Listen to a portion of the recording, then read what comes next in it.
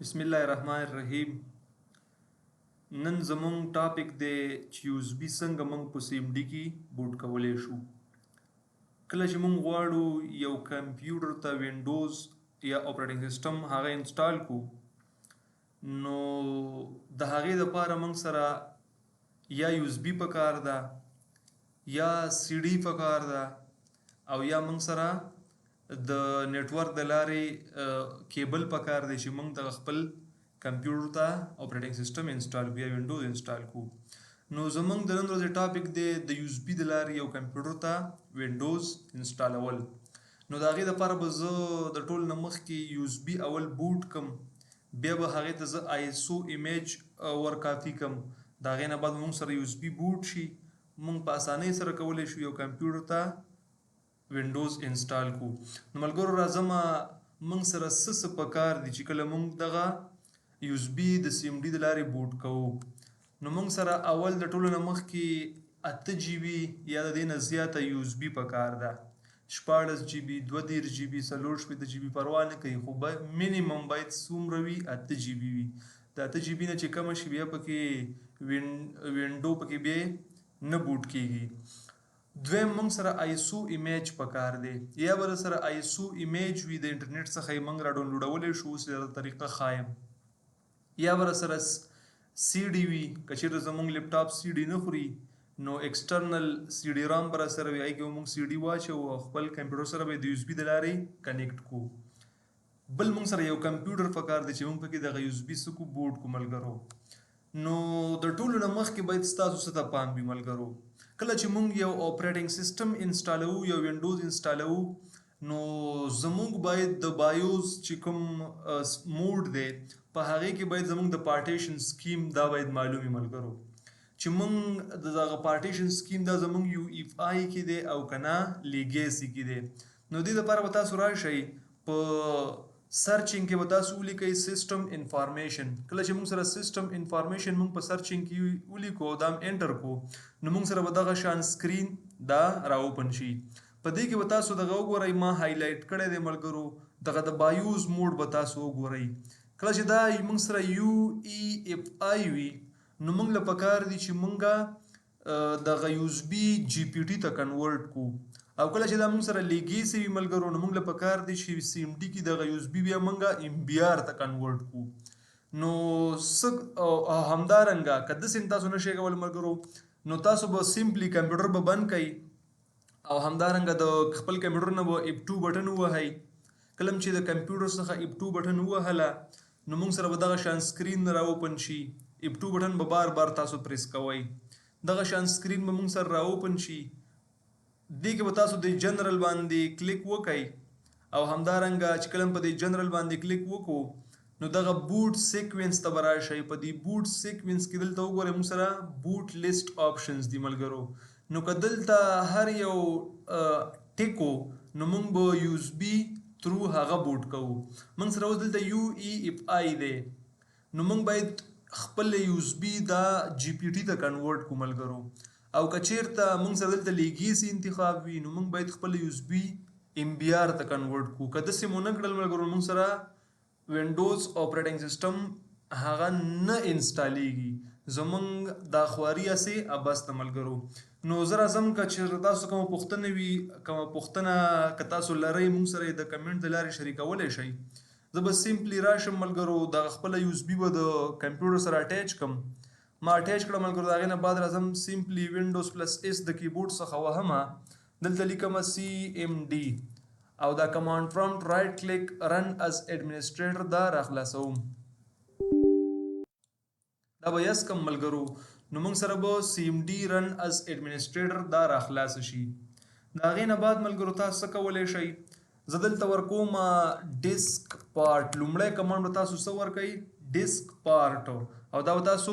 انټر کئ. چې کله دا انټر کو ملګرو د هغې نه بعد به تاسو څه وکئ ملګرو، د هغې نه بعد به تاسو راشئ دلته به دویم نمبر کمانډ ورکئ لیسټ ډیسک. ما سره چې څومره ډیسکونه دي د هغې مونږ ته لیسټ راکړه، دا به انټر کړم.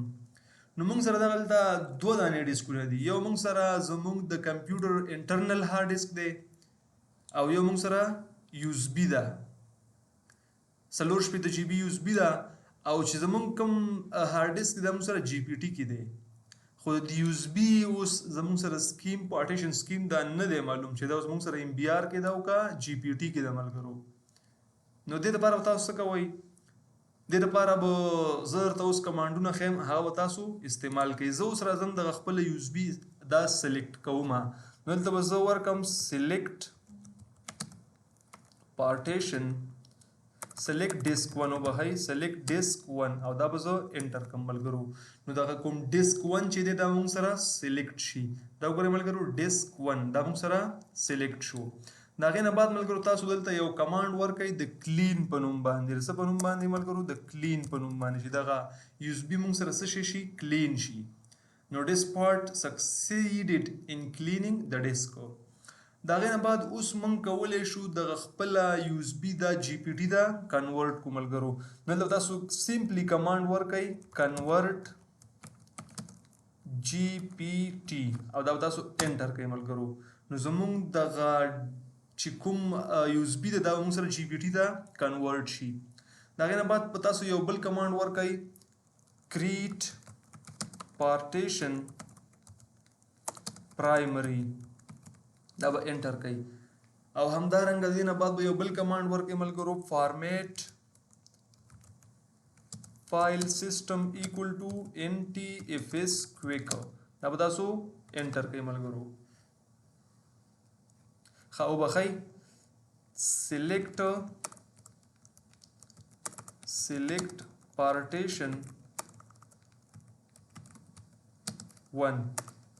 دا به انټر کې ملګرو دا غینه به تاسو دا پورته نه کمانډ ورکړئ فارمیټ فایل سیستم ایکوال ټو NTFS کویک نو موږ سره اوس د یو اس بي څه شي ملګرو دا موږ سره اوس فارمیټ شي چې کله موږ سره یو اس بي فارمیټ شو یو اس بي موږ سره سکسسفولي دا فارمیټ شو ملګرو دا غینه بدل ته زه د اکټیو په نوم باندې یو کمانډ ورکم خدا موږ سره په ام بي آر کې نه دی په جی پی ټي کې دی نو دا کمانډ دی نه دغه کوي اوس به دینه بعد زه ایگزیټ شم بیا وتري ایگزیټ شم سمپلی راشي اوس ملګرو تاسو سره چې هر ځای کې تاسو آیسو ایمیج وي او مغه ایمیج ته تاسو راشي او دلته تاسو کې مثلا دا ایمیج دی موږ سره په دې باندې زه رائټ کلیک کوم او دا څه کوم اوپن کوم اوپن کوم ملګرو دینه په کنټرول ا سره دا ټول انتخاب کړئ کنټرول سی سره به کاپی کړئ او خپل یو اس بي ډرایو ته براشئ خپل یو اس بي ډرایو ته براشئ او دلته تاسو دا کنټرول وی سره پیسټ کړئ نو چې کله موږ سره دا مکمل ورسېدو ملګرو زمونږ یو اس بي بوټ شو ایمیج هم ورته ور کاپی کو د دې نه بعد چې کوم کمپیوټر ته تاسو وینډوز انسټالول غواړئ خو په اسانۍ سره تاسو کولای شئ هغه کمپیوټر ته وینډوز انسټال کړئ ملګرو دا چې وینډوز څنګه انسټالیږي نیکسټ ویډیو کې ان شاء الله زمونږ همدغه ټاپک چې څنګه کولای شو یو کمپیوټر ته هغه وینډوز په اسانۍ سره انسټال کو نو ملګرو که ویډیو مو خوښ شوی وي ویډیو د سره لایک کړئ او که چیرته زموږ چینل تاسو نوی سبسکرایب کړئ چینل د سره سبسکرایب کړئ مننه او یو خبره یاد ساتئ ملګرو که چیرته تاسو سره به دغه آیسو ایمیج نه وي نو تاسو کولای شئ دغه آیسو ایمیج د انټرنیټ څخه ښه په اسانۍ سره را ډاونلوډ کړئ مثلا زه راځم دلته زه د کروم ته راځم او په دې کروم کې دلته زه ورکوم Windows 11 ISO image ISO download دلته موږ سره Windows 11 د مایکروسافټ چې کوم ویب سایټ د هغه را خلاص شو دلته په ډاونلوډ Windows 11 باندې کلیک وکړو لږ انتظار به ورته وکړو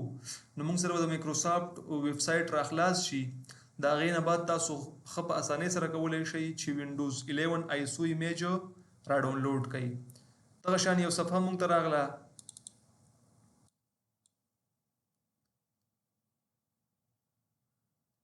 لکه انتظار به ورته وکړو او که چیرې تاسو سره به سی ډي وي ایکسټرنل سی ډي رام د سره وي نو خو په اسانۍ د هغې د لارې تاسو کولی شئ څه وکئ خپل کمپیوټر سره هغه اټیچ کړئ او ښه په اسانۍ سره کاپي کوي دلته یې پیسټ کوي. تاسو په آیسو باندې رائټ کلیک نه کوئ چې هغه کاپي کوي دلته د سی ډي ته پیسټ کوي، نه دننه به ورننوځئ آیسو ایمیج ته به دننه ورننوځئ. که سی ډي په سی ډي باندې ډبل کلیک کوئ دننه به ورننوځئ، ټول فایل به ترې کاپي کوئ او سی ډي ته به یې پیسټ کوئ. ملګرو دلته زه راځم موږ سره څه شی دی دلته به ډاونلوډ نو به دلته وګورئ موږ سره وینډوز 11 آیسو. زه به سلیکټ ډاونلوډ باندې کلیک وکم او دلته به وینډوز 11 په دې باندې به زه کلیک وکم، دلته به کنفرم باندې به زه کلیک وکم. چې کله مې په کنفرم باندې کلیک وکړ دلته ماته وایي چوز لنګویج، نو دلته ورته زه لنګویج انتخابولی شم. مثلا زه ورته دلته انګلیش انتخابوم، تاسو ته اني ون لنګویج انتخابولی شئ. زه ورته ما ورته انګلیش انتخاب کو، دا مې کنفرم کو. نو دې نه بعد موږ سره ډاونلوډ وینډوز 11 آیسو ایمیج ان 64 بیٹ په دې باندې به کلیک وکړئ ملګرو. نو دا وینډوز آیسو ایمیج موږ سره د دې ډاونلوډینګ سٹارټ شو. ښه په اسانۍ سره تاسو کولی شئ دغه آیسو ایمیج که انټرنیټ سپیډ مو تیز وي نو څه کم 8 جی بي دی او 7.9 جی بي دی، ښه په اسانۍ سره دا کولی شئ تاسو ډاونلوډ کړئ ملګرو. او همدارنګه که چیرته تاسو سره بل ایچ پی کمپیوټر وي یا د سره لینوب کمپیوټر وي نو د هغې د انسټالیشن دپاره موږ سره په کمنټ کې موږ ته ووایئ چې دغه کمپیوټر دپاره وینډوز څرنګه انسټالیږي، هغه طریقه موږ تاسو ته وښایو. نو ملګرو دا زموږ د نن ورځې ویډیو، تر بل ویډیو پورې په پاک الله مو سپارم. الله حافظ.